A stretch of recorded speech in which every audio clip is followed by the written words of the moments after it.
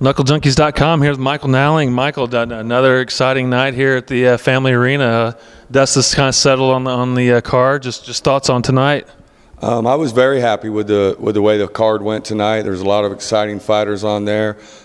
Even our first amateur fight of the night, possibly the greatest amateur MMA fight ever.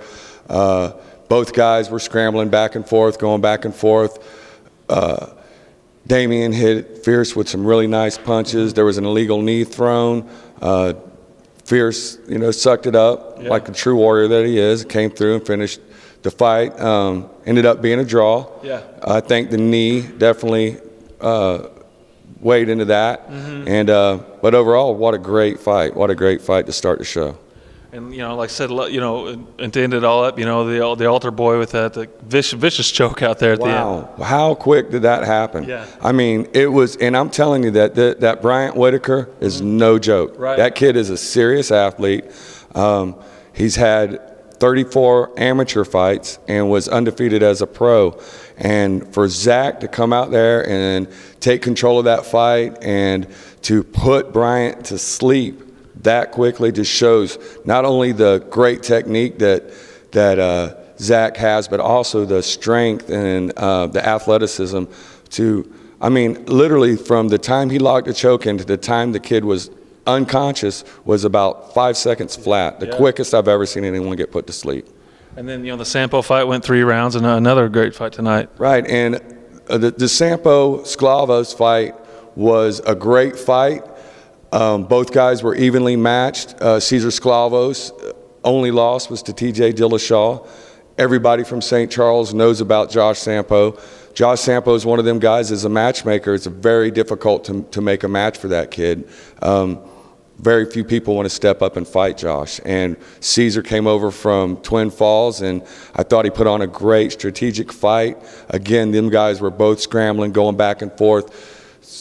Josh would go for a submission, Cesar would cut him off. Right. Same thing. Cesar tried something, Josh would cut him off. So I think that it was the stand-up from Josh, the controlling with the leg kicks, the punches, the good combinations with the combination of the punches and kicking.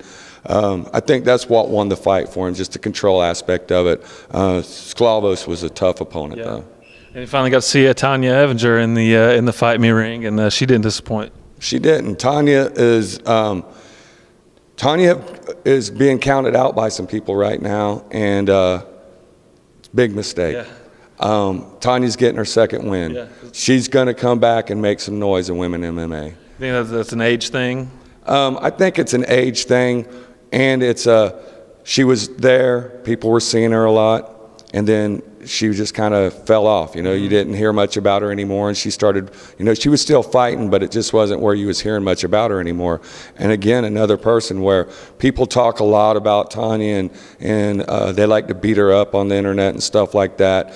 She's a great person, and nobody's wanting to stand and fight with her. Everyone keeps talking about her, but I have called and offered girls good money. Lacey Jackson, got to give her all the credit in the world.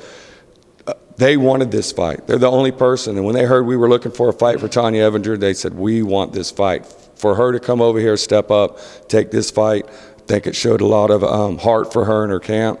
Unfortunately, it didn't work out for her too well. Yeah. Tanya's just a beast, and she will be at the top of women's MMA in the next year or two.